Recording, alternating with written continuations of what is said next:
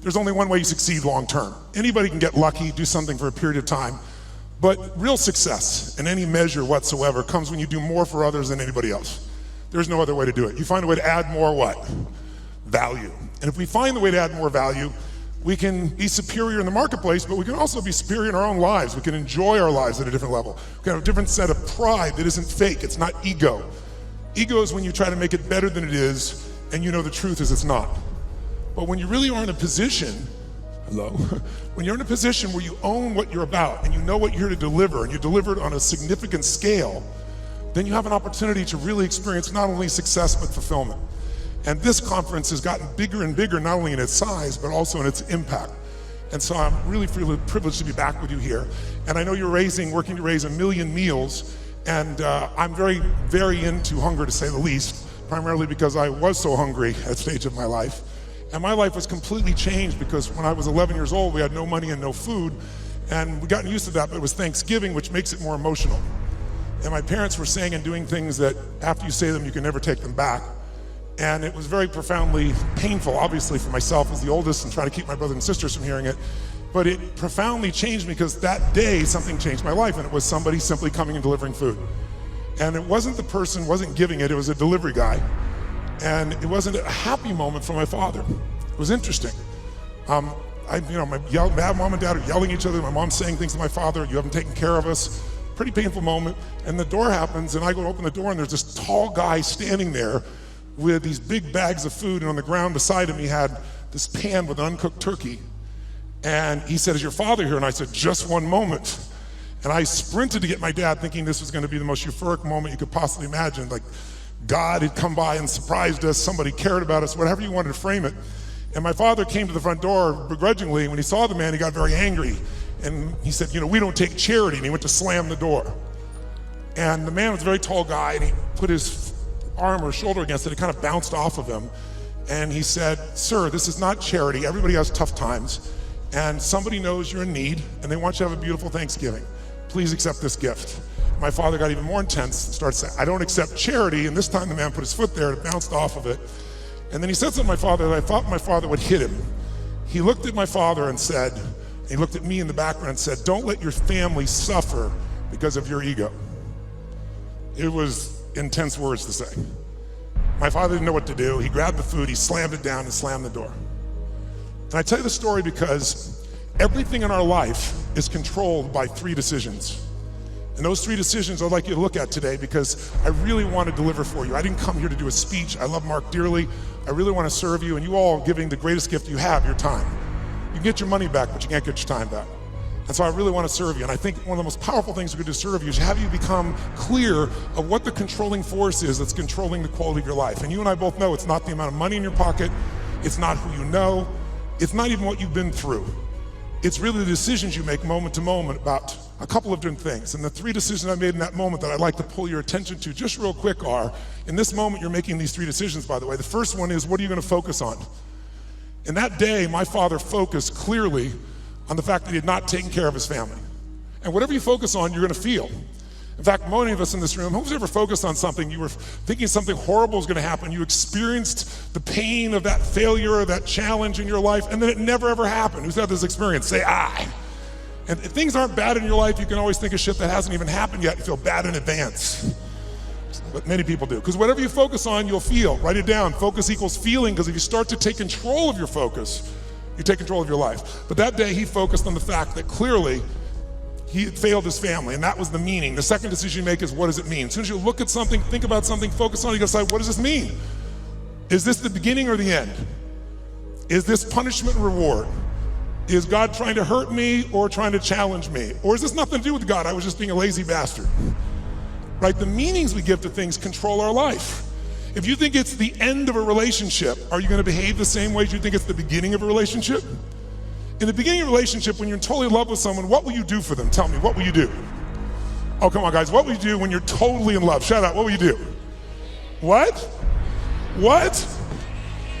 Make the sound of what it's like when you're totally in love, out of your mind. Just go ahead and make that sound like a primal sound of what that feels like. Just go for it so we get some energy in this room. It's been a long time for some of you, I can see really clearly. Let's try this time. How about totally in love and passionately desiring this person? Like you can't wait to touch them, make love to them, be with them. Make the sound of what that would be like. Go ahead, nice and loud, go ahead.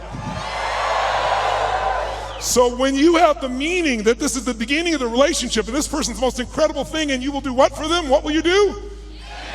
Anything. What if you were that way with your client? What if you're that way with your internal customers, because your partners? You go, well, we'd have real sexual problems with HR, that would be the real challenge.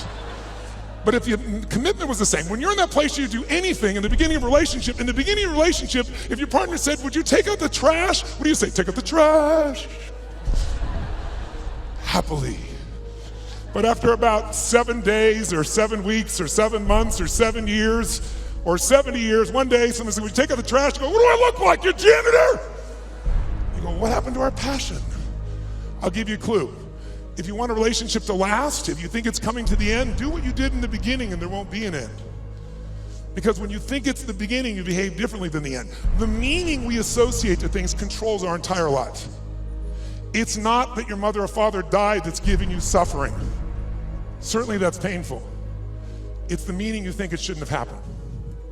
When we take control of the meaning, it's the only thing we can control our lives. We can't control events. And we're living now where technology is happening so rapidly. It's magnificent what it does for our lives. But we all know with that technology, our psychology is not developing as rapidly. And as a result, the world's changing. And there are a lot of us that have learned to engage with technology and use it to maximize, most people in this room. But there's lots of people who use technology to disengage, to be harmful to themselves and to other people.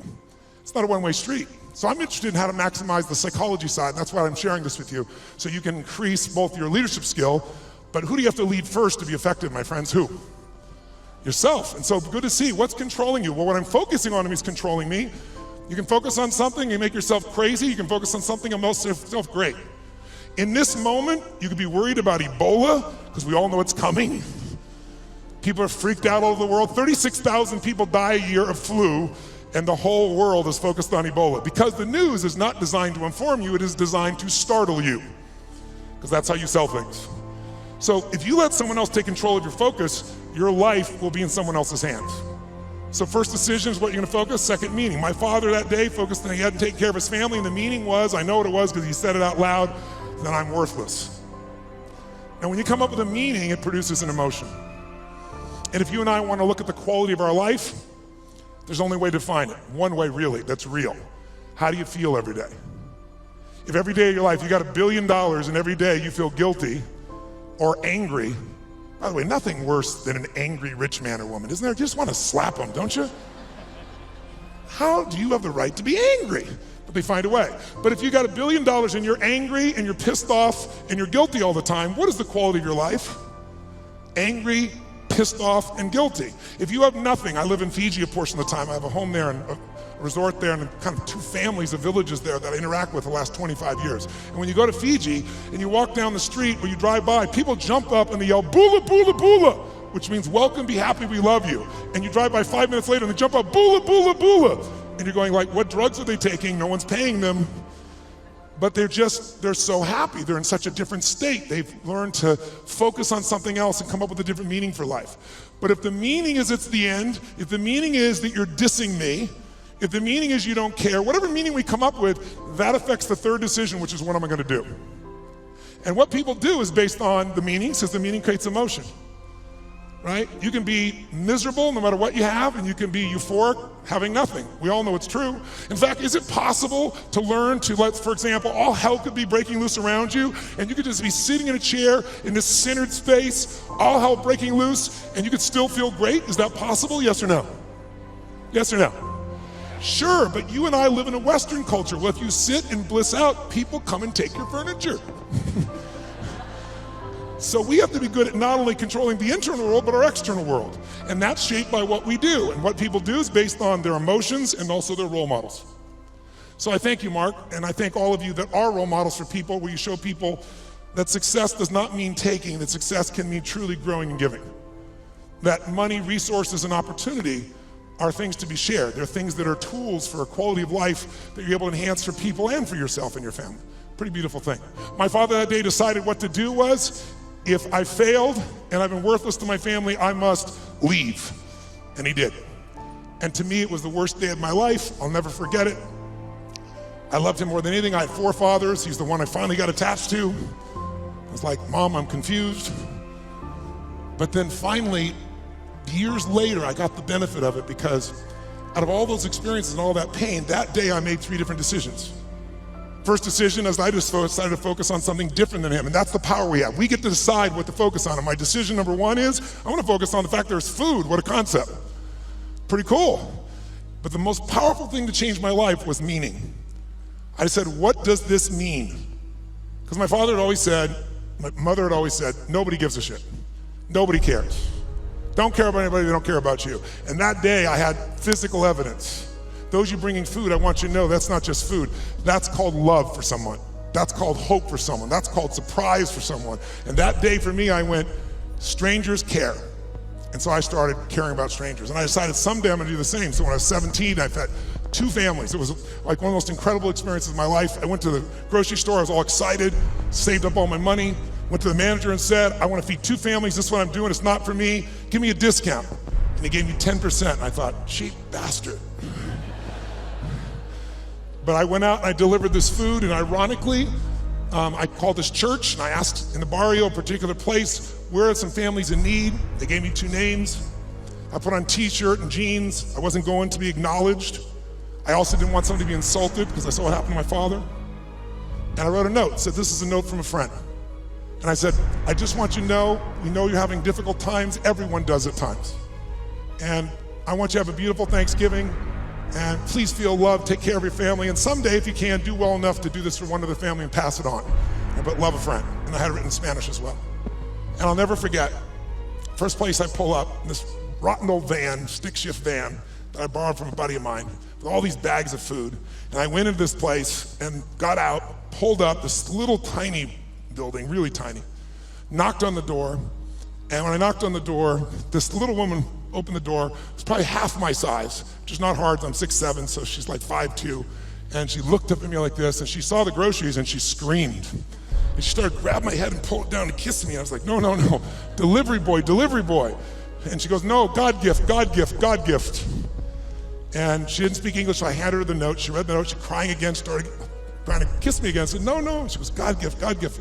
So I pointed, where do I put this? In this tiny little room, there's a table there, I put the food down, and I went over to get some more groceries. And when I did, 4 children come running out.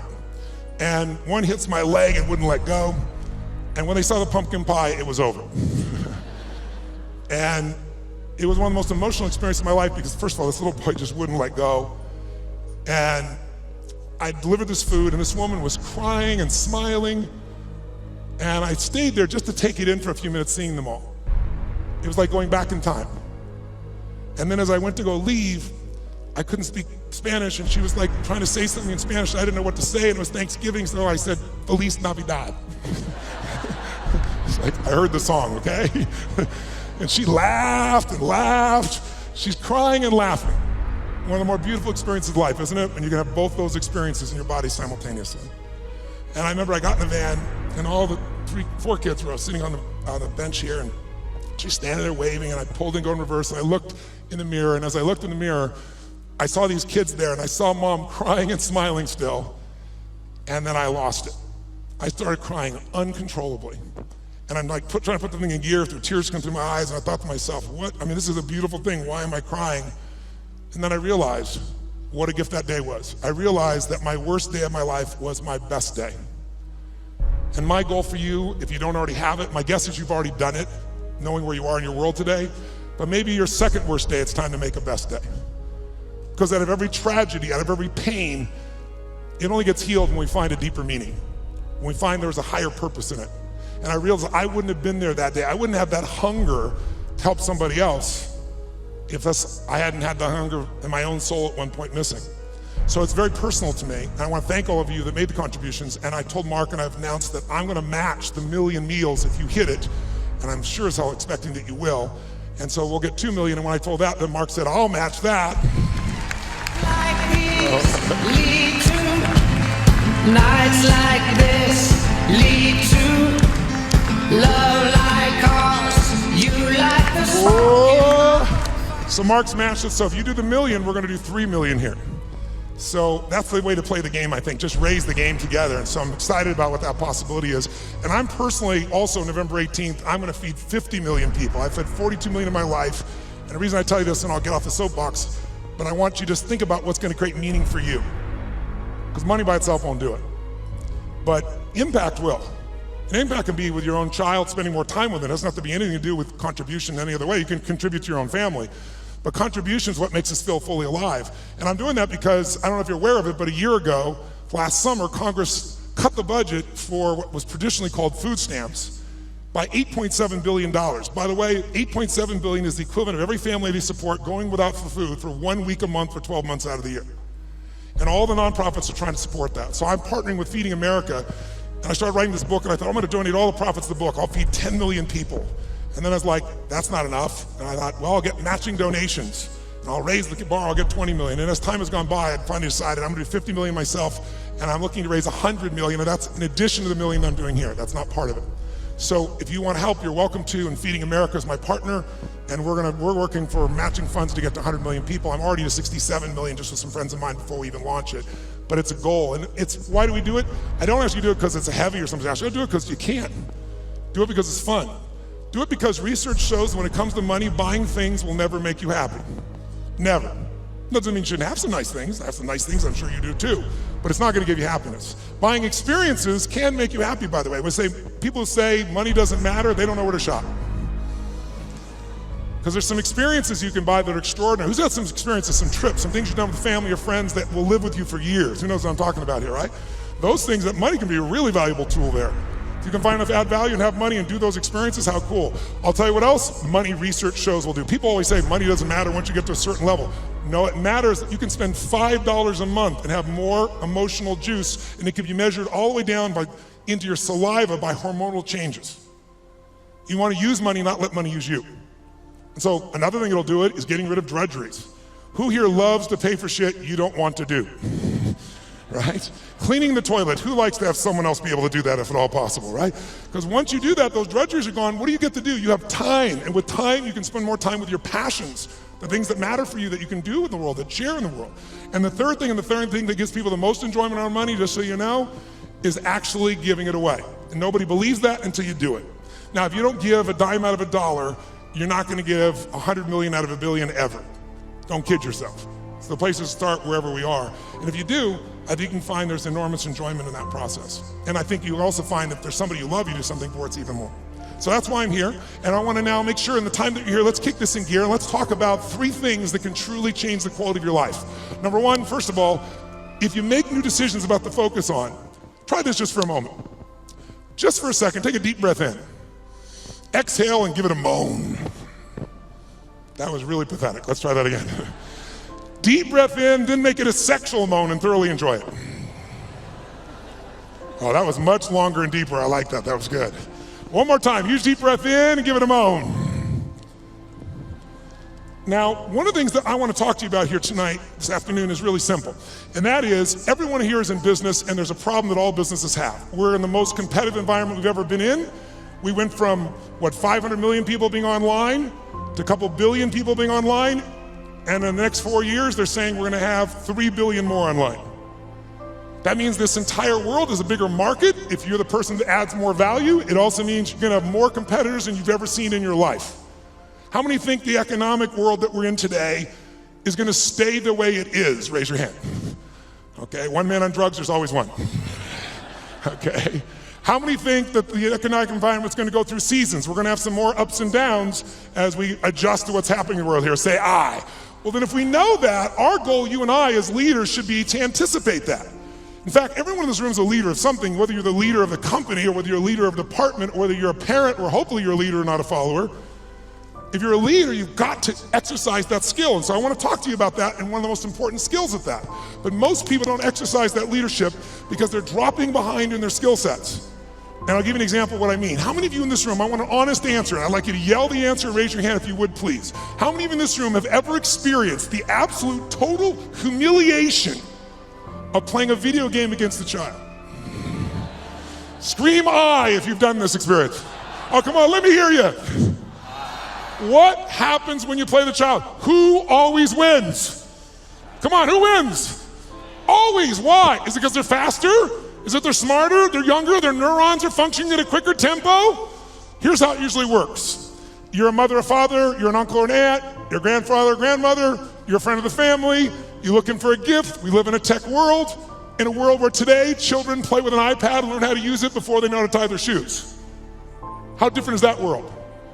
I was with Mark yesterday with his daughter for her six-year-old birthday, and we're talking about things, and she's got these Legos, and a friend of ours says, oh, my 6-year-old goes on the iPad, searches on YouTube for videos on how to build cool stuff using Legos, and starts to study how to build all these structures. That's the world we're in, that our kids are in at 6 years old. And imagine what else they're searching for and finding at 6 years old. It's a wild, wild world. So here we are with this technology, and most of us are not seeing what it's doing for us. So you sit down with this child who's high tech, you're not. Even the techies in this room aren't usually as gamers. I know there are plenty of gamers in the room, but there's plenty of not. And then what does the child do? The child says, oh, come on. You go, look, I'm not good at this. This is for you. Come on, uncle. Come on, auntie. Come on, mom. Come on, dad. It's my birthday. It's Christmas. They use the guilt approach, don't they? And what do you find? You finally break down. Okay. Now you should know you're being set up when they go, you go first. Right? And they go, look, it's really simple. You just shoot. You just shoot these guys and it all drops down. And you think, okay, I'm gonna show this little bastard I can do a thing or two here, right? Take out the gun, you shoot, and you're dead in 2.3 seconds. Whose experience is? Say I. Now what happens to the child? And about 45 minutes later, you get your second turn. Am I right? And then you're really pissed. You're dedicated, you're devoted, you're focused. You're gonna take this thing out. You last 4 seconds and you're dead. Out of the side of the head. The kid, 45 minutes again. Who's had this experience? Say I. Why does the child always win? Is it because they're faster? Is it because they're smarter? Is it because they're stronger? No, it's because they played this game before. As a result, they have the secret to success. They know the road ahead. And if you know the road ahead, you have an incredible power called anticipation. Anticipation is the ultimate advantage. See, winners, leaders anticipate, losers react. The reason you get beat is you don't know where things are happening, so you're reacting. Reaction is always stressful. And yet so much of our life is predictable if we just were to study it, not be caught up in our day-to-day. It's predictable the challenges you're gonna have in your relationships, or with your kids, or with your body, or with your job, or with your economics, or with your mother-in-law or father-in-law. These are predictable. And if you were to anticipate these things and put a strategy in place, you could take it all out and have the quality of life that you deserve. In business, it's everything. Those that anticipate, those that lead, and then there's those that follow. The followers are the reactionaries. So the more we can anticipate, and you can't anticipate and lead unless you first learn how to lead yourself at a different level. And so I'd love to have you just see that if you and I can start to take control of our focus, and we can start to control the meaning of our lives and make something really that meaning that empowers us, because look, what's wrong is always available, isn't it? There's always an Ebola, a bird flu, there's always something that's gonna kill the entire human race tomorrow on TV. And then there's your life.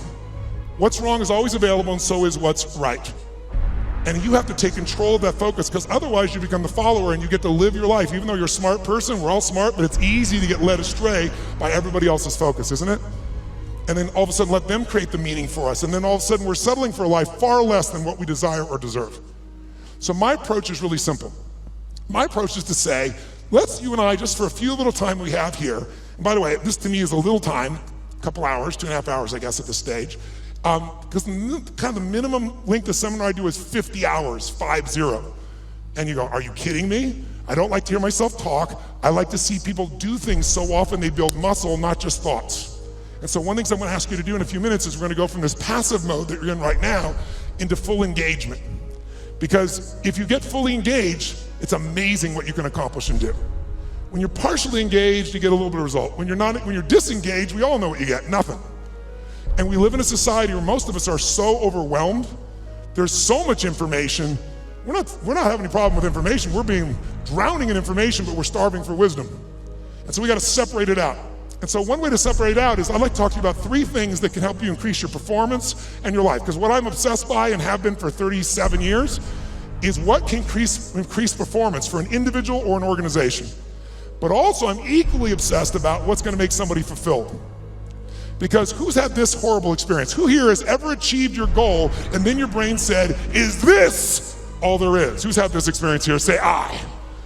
And that's worse than failing. At least when you fail, your brain can say, I can figure this out and do it again a new way. But when you succeed and you're miserable, you're basically technically screwed.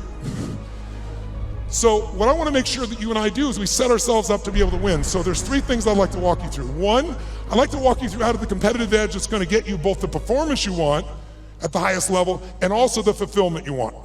Because if you want to know my view, I can tell you there's 2 master lessons in life. Lesson 1 is the science of achievement. If you want an extraordinary life, if you want a magnificent life, which by my definition has nothing to do with me, it's life on your terms. Some of you, what's an extraordinary life? It's having a cool little company. For some of you, it's having a big billion-dollar company. For some of you, it's not a company, it's 3 wonderful children that you totally love and adore and spend time with. For some of you, it's poetry. For some of you, it's making a difference in the environment. It's different for all of us. It's life on your terms. But if you're gonna have an extraordinary life, you need to master, number 1, the science of achievement, which most of you are damn good at or you wouldn't be in this room, right? You know how to go from where you are, have a vision, make it real. Speeding that up, that's my business. And when Mark talked about it, he actually showed me the other day, we were together a couple days ago, and he showed me the very first day he did his V2 Mom, which is really a simple way of saying, what do you really want? What's your vision? And your values is, why do you want it? And walking through the obstacles and the solutions, strategies to get where you want to go. And he showed me on the back of an American Express bill where they designed on the very first day, Salesforce. And there you see that day where he engaged. He engaged in his vision instead of settling for a life that someone else had designed. He had a great life, extraordinary life. Top guy at Oracle, working for one of the most brilliant people on the face of the earth. Can you imagine how hard it would be to leave there and start something from scratch? But he had something larger that he wanted. So how do you do that? How do you get yourself there? You gotta understand the science of achievement. But I know so many people I get the call from, most successful in the world, business person, politician, leader of some sort, economic leader, financial trader, and they call me up and they want me to change something in their business, but I know what they really want. They really want to find fulfillment still. Because success without fulfillment is the ultimate failure. Who's with me on this? Right? You make everybody else feel great. I mean, it's a horrible example, I hate it, but we all know an extraordinary spirit that took his own life just recently, probably lit up more human beings than almost anybody alive when it comes to humor and joy. He made everybody else feel happy but himself. It's sad. You don't want that to be you. If there's any gift he can give besides his joy, is the evidence of what you don't want to move towards. Nobody in this room is going to move towards that, but we do it at a little level. We die a little bit along the way by giving up what we really desire and believe in. And my goal is to make sure to see if we can wake that up. So, and by the way, fulfillment is as unique as there are people. Achievement, there's laws, right? You do this, money, there are laws. Your body, there's laws. We all have biochemical, special, unique identities, but there's certain fundamentals. If you do them in mass, you're going to be overweight. If you do them differently, you're going to be fit and strong. Same thing with money. But fulfillment is as unique as art. Art is what one person thinks is beautiful, somebody else can think is ugly, and that's perfectly fine. Have you ever gone to an art museum and you see this big red square and they go, $10 million, you go, you gotta be kidding me. $10 million for that freaking square? I'll draw you a square. But someone else, no, look at the texture, the taste, the flavor, I can taste the paint from here. They have a different way of being fulfilled, right? So those are the 2 kind of lessons of life. So this is what I'd like to do to help you with both those today if you want to play with me. Number 1, let's take a look at what will give you the edge. Who's up for having a competitive edge in anything you do? Say I. And it's not BS and it's not positive thinking, it's something you can test because the edge is what's going to get more out of you. Second, I'd like to show you how to create a breakthrough. Who here has an area of your life where there's something you've struggled with for a while and you're sick of struggling with it and you're sick of making excuses and you want to actually change it today? Who's got one of those in your life? Say I. If you want to play full out, I can show you that. And the third element really affects the other 2, and it's really the one that affects business and life, and that's the power of engagement. All of these are tied to engagement. And I'll tell you what triggered me on this, is thinking about how could I add the most value here? And engagement is one of those, new flash words in the corporate culture we all hear about, oh, full engagement, partial engagement. But it's really true, engagement plays such a huge role, and some of the studies that are out right now are mind-boggling. Have you seen the recent studies they've done? 142 countries asking workers around the world, how would you describe yourself? Fully engaged, partially engaged, disengaged, aggressively disengaged. And guess what they found out? Throw it up there. Around the world, in 142 countries, they found out that 13% of employees worldwide said they were actually engaged in their work. Now for us in this room, you'd say that's absurd, there's something wrong with the survey. Well, you'd be right. In a room like this, it's full engagement, or at least a lot fuller engagement. America has the highest engagement of any country in the world, it's 29%, which sounds so much better when you're 13. Like, so which would you rather have, a punch in the face or a kick in the stomach? But let's flip that around and say, what does that really mean? It means 71% of people are disengaged at work in the richest, most powerful, most influential country in the world. It's mind-boggling. Now, if it was only one study, you'd say, oh, it was a partial, but you can see study after study coming up with similar numbers, slightly off, but pretty much the same ratios. Now, here's what's really interesting. Of those 71%, there's a group in there, about 24% of them, that are actively disengaged. You know what that means? That means they hate what they do and they hate you.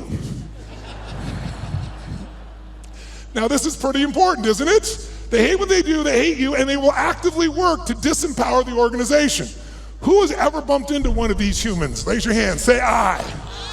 Okay, so when you bump into these humans, it's not usually a pleasant experience, and we all know they're out there. And by the way, how much damage can they do in a world that has, social media everywhere where good news travels fast and bad news travels faster, and people don't care what the truth is afterwards. It's a cool story, it makes it go.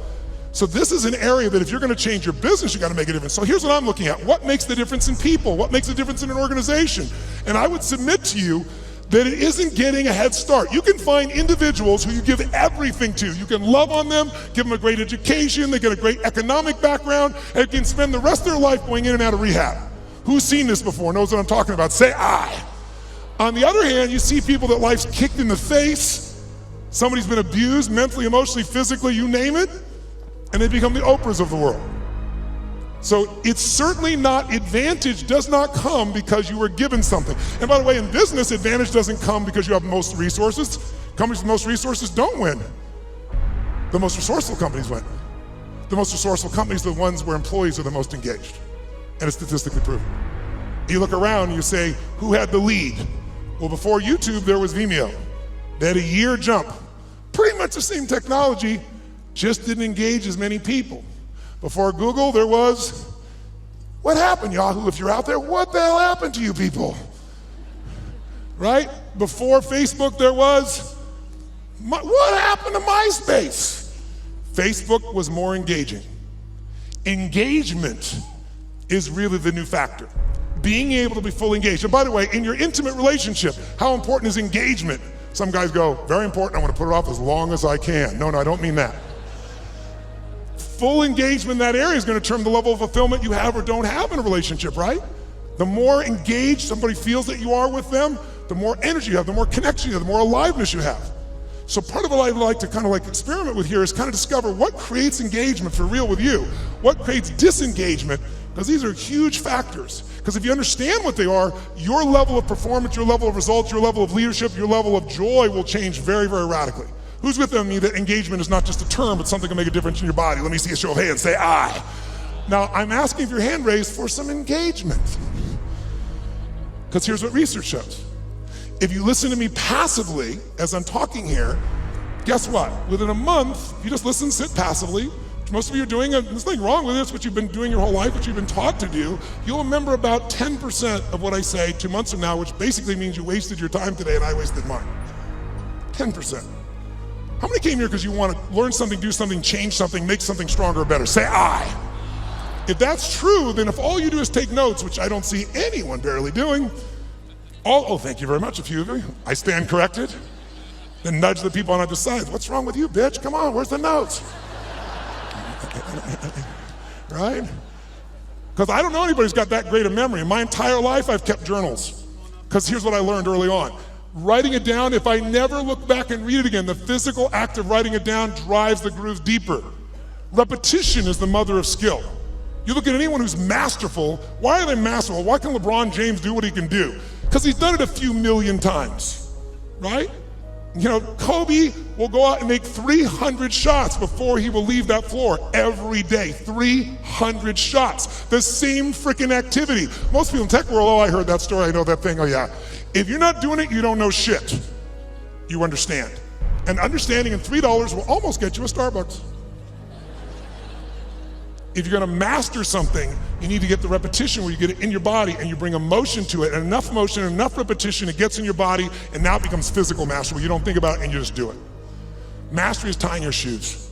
Most of you can do this, chew on some gum, send a text simultaneously. Not some people need their tongue out while they're doing it, but you get the idea.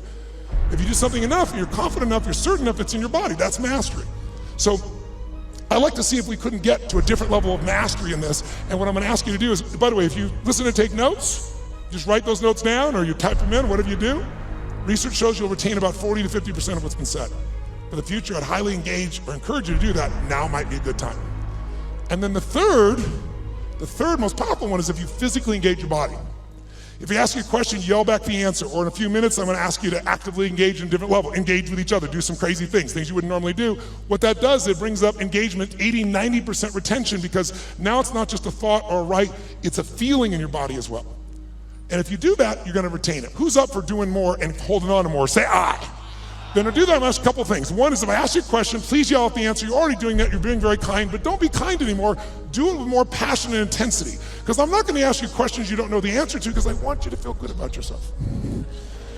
But if you yell out the answer, you'll activate your body's nervous system. Make sense? And the more you activate, the more energy you'll have. We live in a passive society, and if we're gonna engage, by the way, the companies that engage, the companies that have records of 24 at the top 25% in the country, highest levels of engagement of employees, companies like Google, companies like Salesforce, companies like Apple, companies like Facebook. And by the way, guess what all the research shows? 22% more profitability, almost one for one. For every percentage of increased engagement, you almost get an increase in profitability. But I would argue you get that in your personal life as well.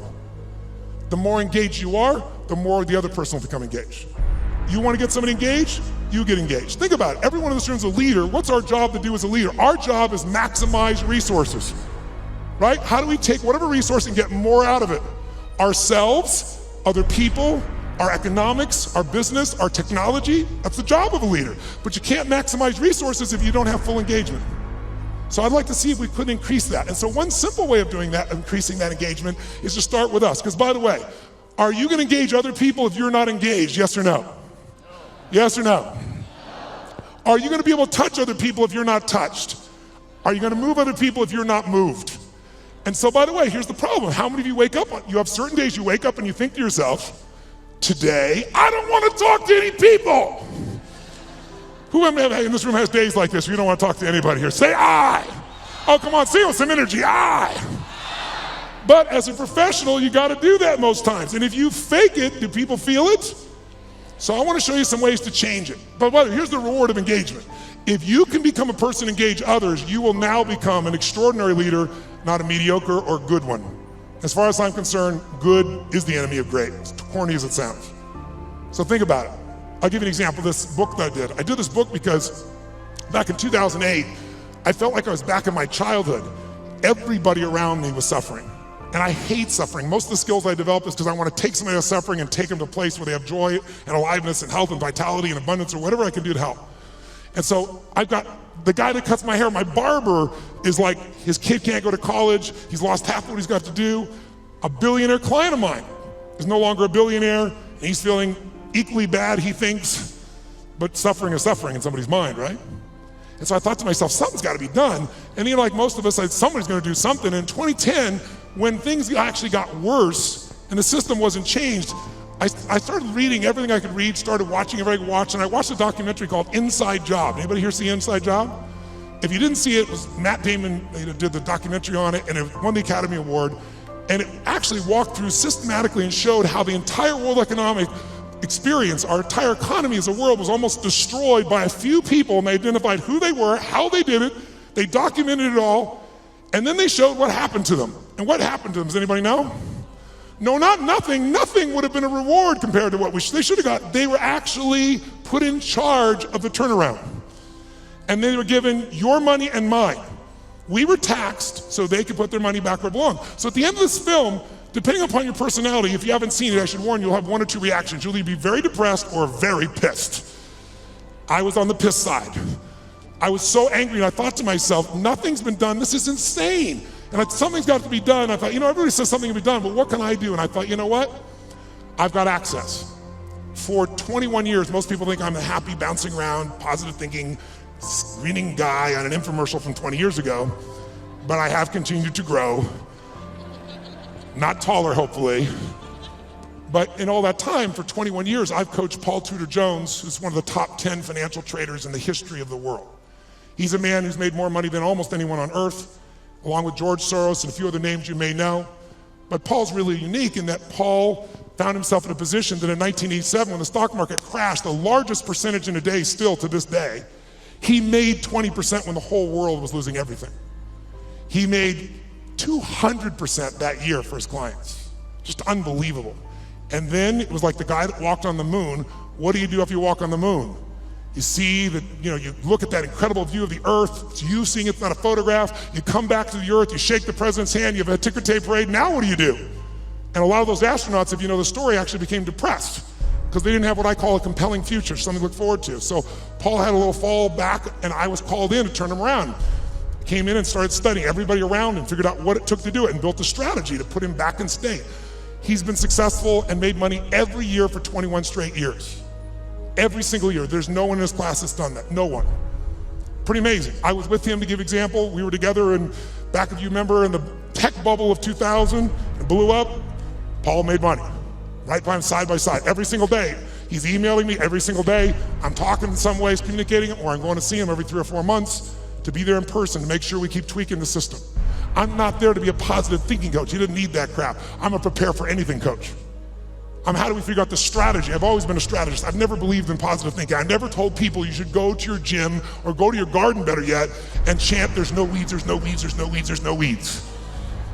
I'm like, here's the weed, let's pull it out. That's what I do with him. 21 years. 21 years includes 9/11. And when the whole markets are blowing up, making money. 21 years includes everything we saw in the subprime crisis, making money. It includes when we all went through the dropping gold, those were associated to it not long ago. So I've been there with all those pieces and I got a chance to learn from this guy side by side and I've been able to contribute to him in a significant way. So I got access. So I decided I'm gonna go find a way to interview the 50 most influential, financial, brilliant minds on the face of the earth. Not people you read on the internet, not people on television screaming at you what to buy and telling you to go to some mythical mutual fund that gives you 12% every year and it doesn't exist, but the real guys and the real ladies that do it. But how are you gonna do that? How I'm gonna call up to Tonny Robbins. I'd kind of like to come interview you. You're worth $27 billion and I'd like your time. You have to engage people. So I'm gonna show you some ways to do that. I'm gonna tell you when you can engage people, there is no limit to the resources you can access. If you want real wealth, wealth is access to resources. It doesn't have to own them all, just access to them all. You can do whatever you want, go wherever you want to go. That's real wealth. And you can do it if you can engage people. And engaging people is finding a way to meet their needs, not yours. If you meet their needs, your needs can be met as well. And it can be done in a way that has integrity and love and vision and creativity, and it can truly be a synergy. Now I'll give you some examples of it just for 2 seconds, then we're gonna do some things that engage this so you get the sense of its value. One of the first people I called on was Carl Icahn. Carl Icahn is a very gentle soul. He's a man who has a hard time expressing his true feelings about things. Who knows who Carl Icahn is? So you got to hit censor. He's worth $27 billion. He has made more money. In fact, on the cover of Time magazine, they called him the master of the universe because Kiplinger did a little study and found out Warren Buffett is not the most profitable person you could have invested with. Carl Icahn is. In the last 14 years, you would have made 1,600% with Carl Icahn. 75% overall in the S&P with the ups and downs, right? Net, I'm talking about after inflation. If you had invested with him in 1968 in his company, you'd have an average return of 31% for all these decades, doubling your money every 2.6 years. If you're with Warren Buffett, you get a mere 20%. This is an amazing guy. He agrees to the interview. I use every tool I got. I get there, and the first thing he does is he throws out my camera crew. Nope, I don't want this camera crew. I don't want this, I don't want the lights, I don't want this. Like, well, dude, you agreed. I don't care, I changed my mind. Get him the hell out of here. I'm master of the frickin' universe, don't you understand? So I said, okay, no problem, let's do the audio. My audio team goes, no audio. I said, what am I supposed to do? He goes, you got a pen? Come on, you got 10 minutes. 10 minutes? All my interviews are supposed to be 45 minutes. The average one went 3 hours. How? Engagement. I figured out how to engage these people, and I found something inside of them that really wanted to give. Not to me, they got what the mission was to other people. And I got them telling me things nobody tells them. Jack Bogle, been in the business 63 years, showed up for 45 minutes, 4 hours later left his office. And afterwards he wrote a quote for it and he said it was the most probing, most intense interview you had in 63 years. Provocative and probing is what he said. Now that says to me a pretty cool thing. That means I engaged him better than anyone in 63 years and got those answers, according to him, not according to me. Pretty cool. I went to a guy named Ray Dalio. How many of you know who Ray Dalio is in this room?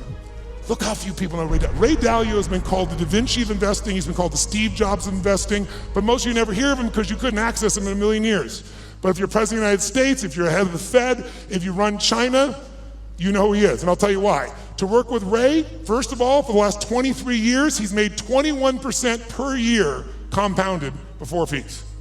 Through all those environments, unbelievable. But here's all it takes to work with Ray. You need a $5 billion net worth, and $100 million is the initial investment, and that was 10 years ago, and now he won't take your money no matter how rich you are. You're talking to him and he gets a phone call. It's the Prime Minister of China who wants some coaching. A large hedge fund might be $15 billion. Ray's $160 billion. I got hold of Ray. Part of what happened with Ray was he'd been a fan of mine, it turned out, for about 20 years. But what I did, I spent 15 hours to be ready to engage him. 15 hours of total immersion so I could pitch and catch with him. So I didn't just talk, I could do it back. He wouldn't just throw the ball, I could throw it back to him. And guess what? At the end, he has built something over the years called his all-weather fund, which is designed to make money no matter what market you're in. You don't have to know the markets. He said, what if I die? Someday I will. How will my kids have money? How will my philanthropic areas have money? Here's what I'm gonna do. I'm gonna figure out why a balanced portfolio doesn't work in 2008 or 2000. And everything we've been taught about finance is wrong. And the Da Vinci of investing figured it out and has done it for himself for a decade and a half, and he tested it back to 1925, and it just makes money in any environment. So now his clients get to do it. Not the 1%, not the 0.0, the 0.0001%. So I'm sitting down with Ray and I get him to explain how it works, and at the end, we're engaged 3 hours into it, and he tells me how this works, and I said, this is beautiful, but I'm doing this, so I'm not doing this for money, I'm giving all the money away. I want people to have answers, and you just got done saying the average person going to the wealth manager will never work. They can't possibly do it. They might be sincere, they might even put their money in the same place they put you, but how many gold medals have they won, he said. Those are the only people that win. There's only a few. It's a giant poker game with a few winners. So you just said they're not gonna win with anybody else. So I said, this is worthless without knowing the exact recipe. How much in this, how much in that, how much in this percentage, whether I got $1,000 or 20 million, 200 million. He goes, Tony, that's my secret sauce. That's what $5 billion and 100 million used to get you. I said, yeah, but you won't take anybody's money now. He said, yeah, and I said, you're giving away half your fortune worth 14 billion. You're a giver. Help a guy out, give me the secret sauce.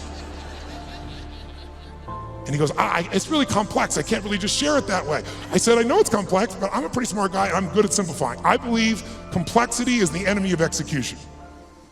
That's what it is. You gotta make it so simple, people do it. Complexity is the enemy of execution. So I'll get it simple, you get it to me, I'll make it simple. He goes, well, it uses leverage. I said, give me one that doesn't leverage, that anybody could do. They could do it with ETFs. He goes, well, I don't know what that's gonna look like. It won't be perfect. I said, your worst plan is gonna be better than anybody else's best plan. And then he this moment of engagement, this magic moment, he opens up and he goes, okay. And I'm writing like crazy. I got the video camera going. I'm feeling this vibration in my body. I left so excited, knowing it was something special, but not knowing what it was. But that formula, I took it to Hightower, $30 billion asset company, said, test this, 30 years, 40 years, 75 years, how's this done? Over all that time period, in the last 30 years, it lost money 4 times. Made money every other time, and the 4 times, one of the losses was 0.003. So it really practically lost money 3 times. You know what the average loss was? 1.9%. But the average gain, just under 10, all in.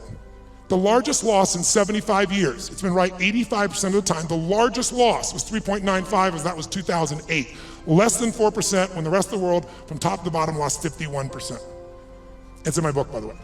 And so a bunch of my partners were like, hey, this is a business. Don't put that shit in the book. And I said, you know what, it is a great business. We can help people do it if they want to do it, but it wasn't offered in that spirit. So it's there.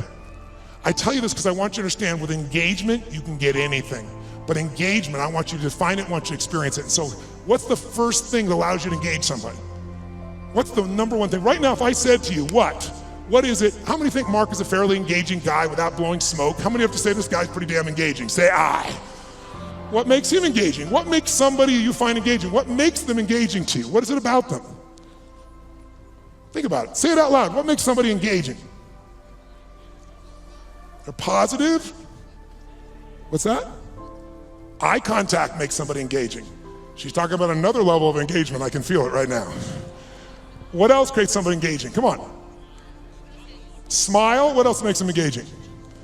Energy. Passion. Talking the truth instead of what you want to hear. Who loves someone who will tell you the damn truth in the world we do? The world, not even reality television is freaking real anymore, right? Raw and real may not sound good, but it sure feels good because you know it's there. Sincerity, when you feel like somebody, how about caring? When you feel like somebody truly cares about you, does that make you engage more?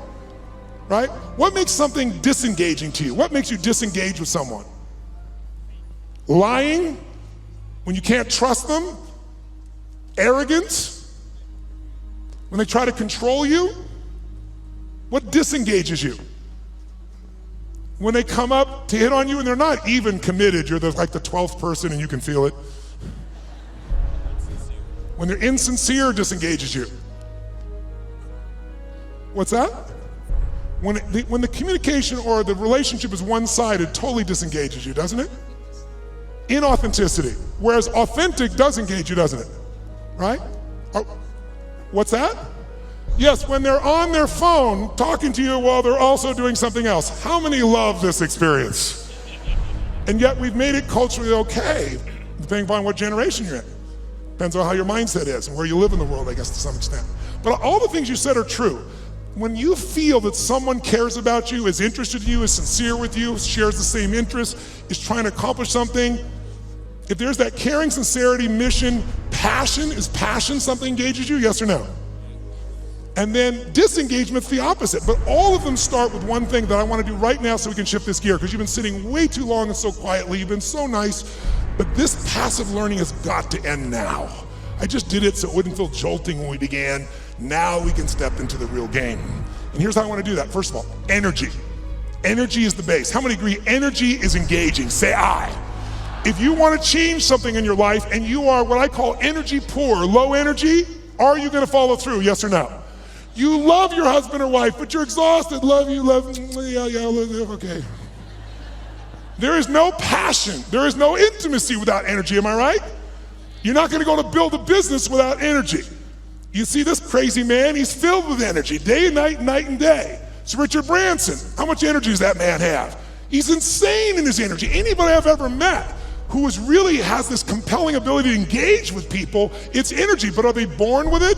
Some maybe, most not. Because I've interviewed them, I've seen them, and I also see some of them like Richard. Richard is a ball of fire of energy, and then he's not. He's actually a very internal guy in many ways.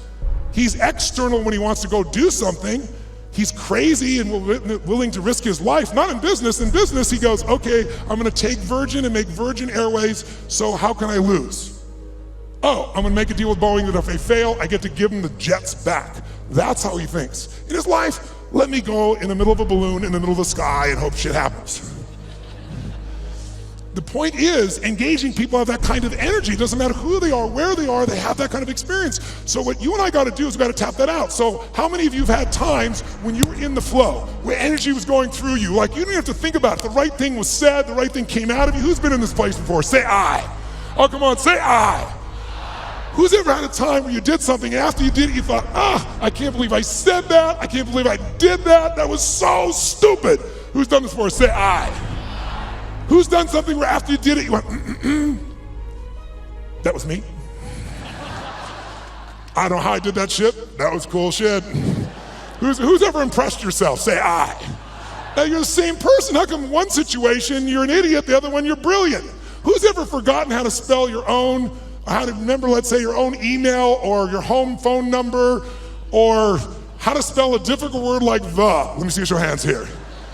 In fact, phone numbers are crazy now for most of us, right? Because now we have this outboard brain. If we lose this brain, we're screwed. I don't even know how to call my mom, for God's sakes, right? You don't know what to do when you don't have this thing. So the point of the matter is, if we increase the energy, it'll work. So now here's the thing, where does energy come from? Does energy come from sleep? Yes or no? Really? Who here has ever slept 8 hours and still been tired as shit? Let me see your show of hands right here. Okay, so that wasn't it, right? Is it food that gives you energy? Really? Really? Thanksgiving's coming.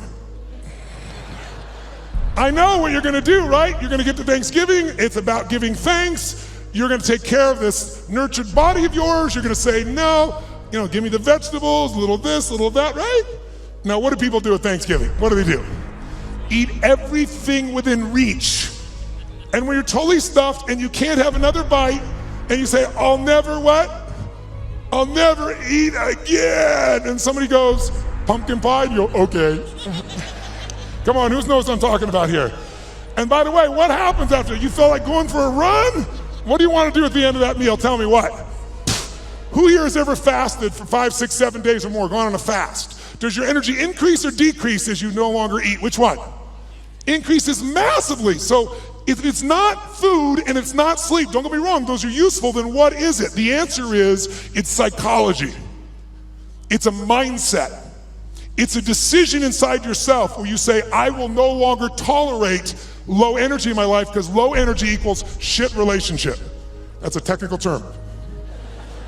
Low energy means low, lousy business. Poor energy means I no longer have the impact on my children. Someone else with greater energy is going to.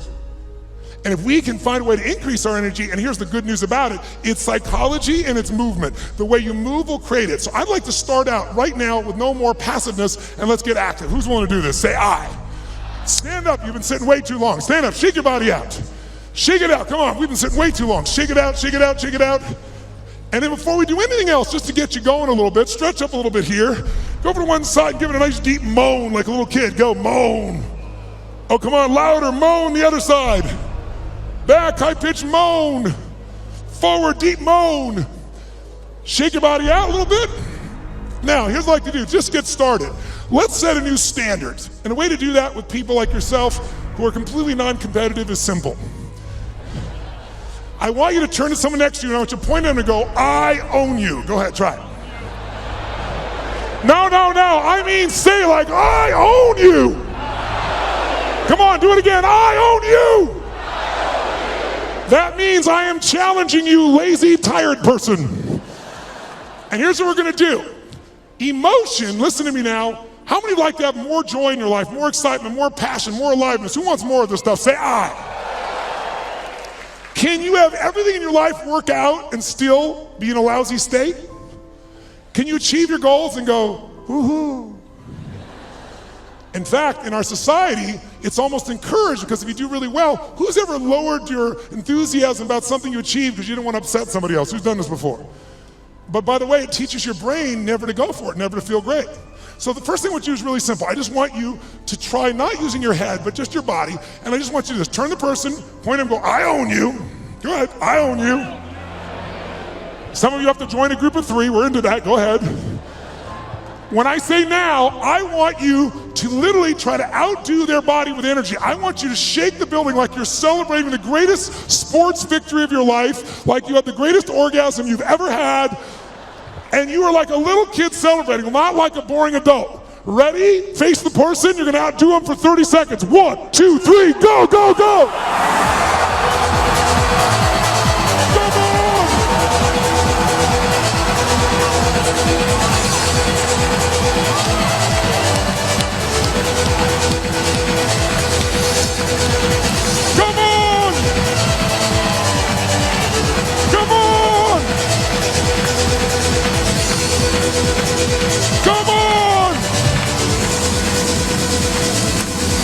Oh, yes! Now, high five your partner and say, you rock, baby. Now, does that feel better, yes or no? I got a question for you. When you feel better, do you treat other people better or worse? When you feel better, you perform at a higher level or a lower level? When you feel better, you're a better lover or a lesser lover? Good. Now here's what I want you to understand. If you and I can train ourselves to make our nervous system play at a higher level, and that becomes our standard, then all of a sudden it'll feel effortless. But in the beginning, it's like lifting a weight. It feels stupid. It feels like, what is this weird crap? But I'm not into that. I'm not into positive thinking. I'm into results. Who's with me on that? Say I. And every great athlete knows how to put themselves in state. Every great musician knows how to put themselves in a state. We need to be able to do it. And if you try to do it with your mind, you'll succeed sometimes and you'll fail others. Because your brain is always circulating, can always rationalize something, right? But the body, used effectively, can change it all.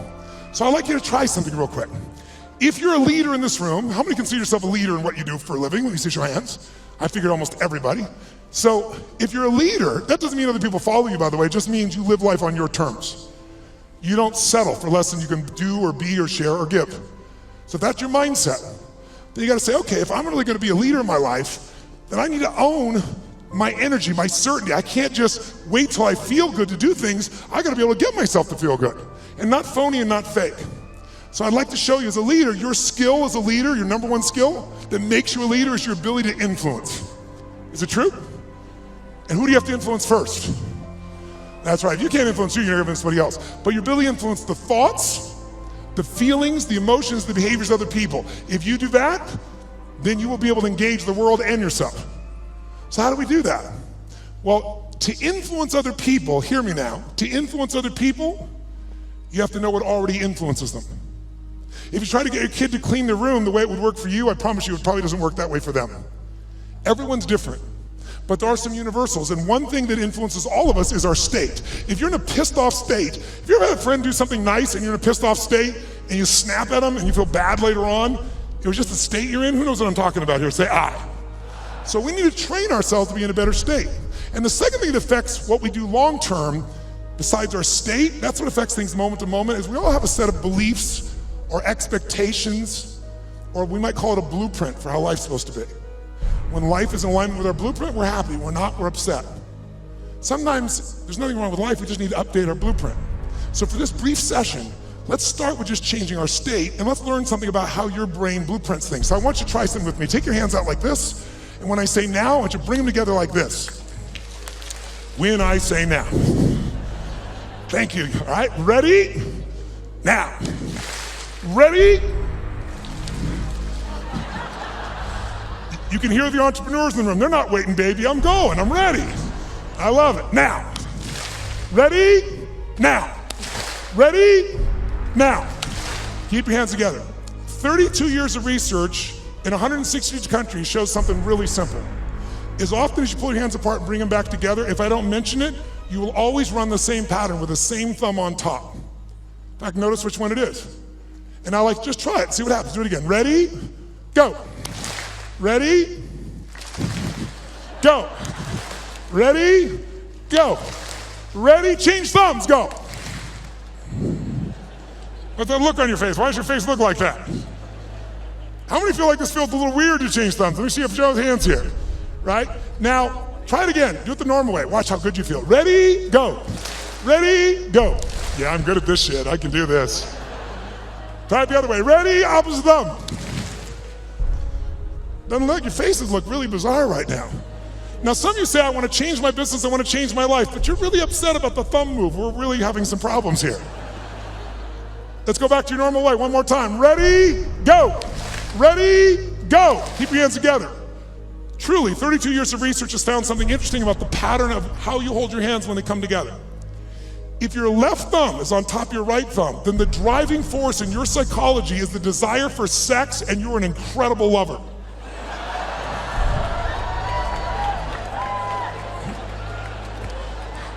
I saw that man change thumbs. I saw you change thumbs. Look at him try to show the one. Oh. However, if your right thumb is on top of your left thumb, then the driving force in your psychology is intelligence, and you will be absolutely financially free in your lifetime. Look at this poor bastard. He's having a thumb fight. Do I want the sex or the money? The sex or the money? If your thumbs just came together and you didn't cross, it means you think you're smart, sexy, and rich, but you will never be any of the three. I'm very sorry for you. This has nothing to do with anything, we're just engaging your body. So shake your body out, shake it out. And here's what we're gonna do right now. We're gonna go engage each other. How many believe that engagement makes a difference in the quality of your life? How many buy that? Say aye. How many think engagement makes a difference in how happy you are? Say aye. If you think engagement will affect your business, say aye. So then why don't you engage? The answer is you do. The question is what level? Right? We all engage. Do you engage at a low level, a deep level? Do you engage the mind? Do you engage your own mind and heart? Other people's mind and heart, or just their head?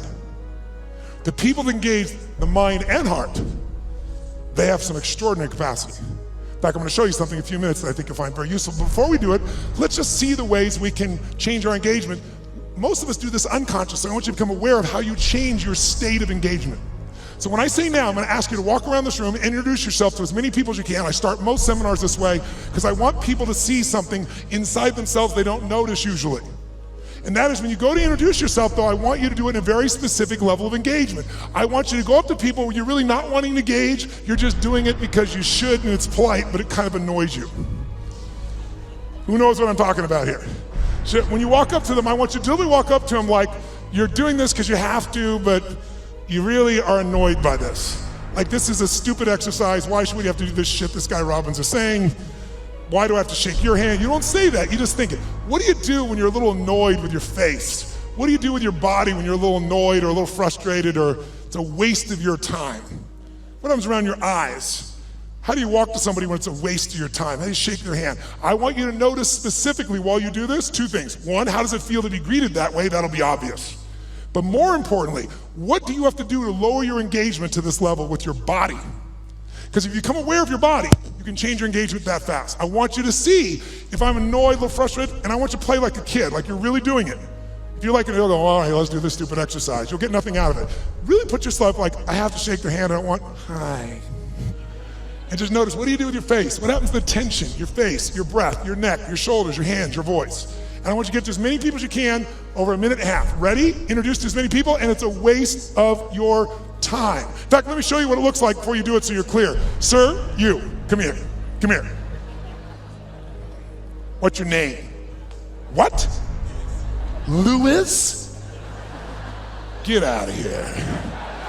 Give him a hand, it's Louis, ladies and gentlemen. It's Louis.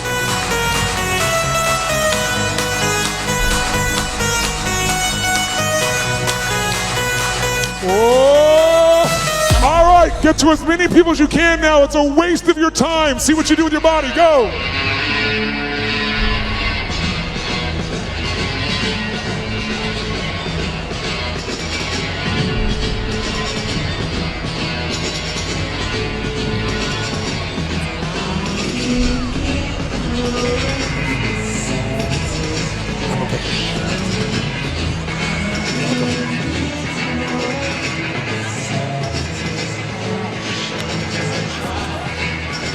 All right, stop. Freeze, wherever you're in the room, freeze. Shake your body out of that state. Now, when I said freeze, that wasn't hard for many of you because you didn't go anywhere. Hi, that shit's over. So, question, shake your body out of that state so you have none of that left. All right, question. And we've got in this room, what, 6,000 people, 7,000, 8,000, whatever's in this room. I think it's 6,000 people. I'd like if you would to yell the answer, because we have people from virtually every country in the world here, and see what really happens. I want to see if we got a measure. Raise your hand and shout yes if you made a significant change in your body to go in that state. Say yes. Great. Did you change the muscles in your face, yes or no? Yes or no? Did you change the way you moved, yes or no? Did you talk louder or quieter? Which one? Did you talk faster or slower? Which one? Did you go straight for him or did you hesitate? Which one? Now, by the way, I could go through 20 of these, and if you notice, every country in the world I think is represented in this room. Every belief system, every background, every sexual preference, every spiritual preference. Everyone in this room is different, comes from all kinds of places. Every one of you to feel this way are doing the same things. Because the one thing that's universal in engagement is if you engage your body one way, you're gonna feel like shit. Another way, you're gonna feel incredible. But if you're unaware of it, you let the environment control you. Become aware of it, you can take charge, like knowing the buttons to your brain. How many follow? Say I. So that's what that one does. Now let's contrast it to a totally different state of engagement. Who's ever wanted to engage with somebody? A man, a woman, a person you wanted to employ, somebody, a client you wanted to gain, and you wanted to engage with them, but you were afraid they wouldn't engage with you fully. You're afraid they reject you, and that fear was really strong and held you back. Who's had this experience before? Say I. Good. If you don't raise your hand, you lie about other shit too, so I understand that. So here's what I'd like you to do. When I say now, I'm gonna ask you this time to greet people in a different level of engagement. I want you to greet them as if you're deathly afraid they're gonna reject you. But to do this, I want you to be like a little kid again. Because when adults, we're all achievers in this room, right? So we're not afraid. Fear is not a word for an achiever. We just get stressed. Stress, by the way, is the achiever word for fear. You go, no, I'm not scared. I just have to get these things done. I'm stressed out, all these things are done. Well, what if you don't get them done? I have to get them done, but what if you don't? Well, then the thing will fall apart. What if it falls apart? Well, then it'll fail. What if it fails? Then I'll be a failure. If I follow the trail of your stress, it will bring me to your deepest fear. So if you own your fear, you can figure out where it is and actually how to change it in seconds. And when fear is no longer around, fear is your only enemy. Because when fear's not there, nothing stops you. Who's with me on this? Say I. But we don't call it fear because that doesn't seem cool to us. We're all adults. But kids, will kids show their fear? Oh yeah, right? They'll do it, they'll make sounds, they'll do everything. So what I'd like you to do this time is when you greet somebody, I want you to exaggerate like you're deathly afraid, like, hi. How you doing?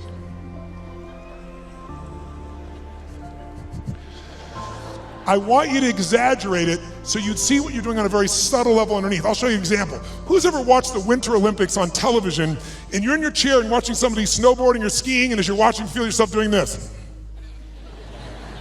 Who knows what I'm talking about here? Say I. So I'm gonna ask you to exaggerate so you notice it. So please play full out. It's the only way you're gonna see what you do, and see what do you do differently with your face, your voice, your body when you're really afraid. And it'll show you contrast. Just for 1 minute. As many people as you can, totally exaggerate, you're deathly afraid, go, greet them, greet them, greet them.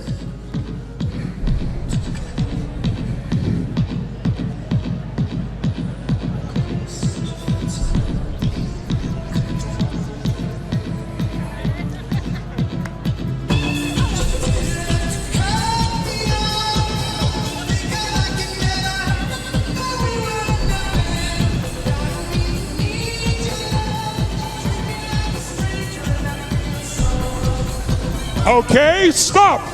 Shake your body out, shake your body out.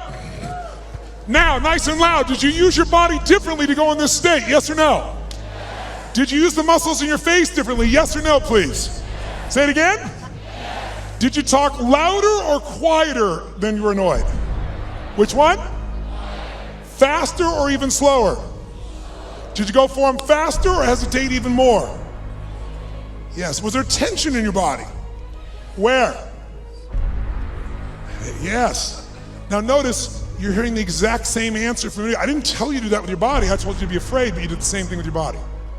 We're all unique, but you have this gift that our Creator's given us called the nervous system. Use it one way, you'll feel afraid. Use another way, you'll be annoyed. Use another way, you could feel incredible.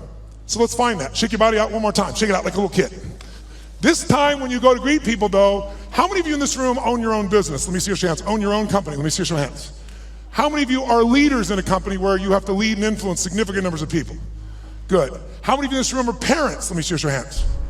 Good. How many of you in this room have a relationship with a human? Let me see your hands. Then this shit will work for you. So here's what I want you to do. This time when you go to greet somebody, I want you to do this. I want you to greet them as if, whether or not they like you or not, in the first 3 to 5 seconds of meeting you, is going to determine whether or not they do business with you or not, which is going to determine whether or not your kids eat next week. Okay? By the way, human beings never judge another person in the first 3 to 5 seconds of meeting them, would they? Would they? So if they, and some of you don't have kids, so let's make the game more intense. If they don't like you in the first 3 to 5 seconds of meeting you, then everyone you care about dies like pigs in hell. That's all it is. Okay? That's how important. Let's see if you use your body differently if everyone you care about's on the line and they gotta like you in the first 3 to 5 seconds. Ready? Go, go, go.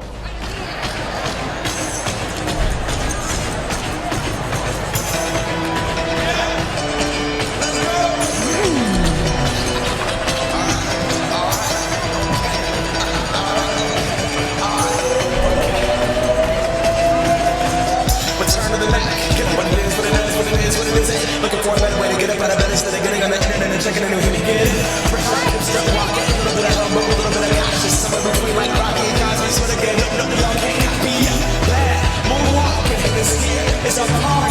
My classes been on Broadway, and we did it all way. Pro music, I shed my skin and put my bones into everything I record to it. And yet I'm all of that stage. Clapping now, clapping! That Bob Barker suit game, Plinko in my style. Money, stay on my craft and stick around for those pounds. But I do Clapping now, clapping! on my tail. Trust me, on my INDEPENDENT shit hustling. Chasing dreams since I was 14 with the 4-track busting. Halfway across that city with Let me hear you clapping!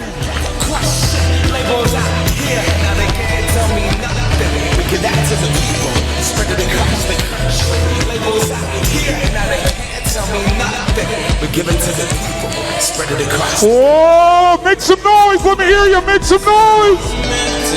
Make some noise! Come on now, make some noise!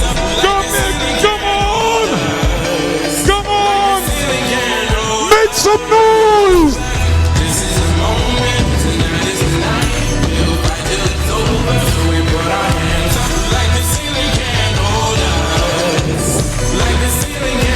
Oh, yes! Now, shake your body out. Does that feel better, yes or no? Yes or no? Did you use more of your body or less of your body? More of the muscles in your face or less? More of your voice or less? Did you talk louder or quieter? Faster or slower? Did you hesitate or go straight for them? Did you touch them? Did it feel good? Why? You should have seen who I touched. Why did it feel good? You forgot the lesson already. Because emotion is created by motion. And the more you use of the gifts that you've been given, the more of those gifts you experience. See, this is a gift that most of us don't pay attention to, especially in a world where everything we do is in a box. What do people do? They wake up, have a box breakfast, get in their box car, drive to their box office, type in a box, have a box lunch, drive back home in the box, turn on a box, go to a box and open up and get a cylinder to change their state. Right? It's like, that's crazy, right?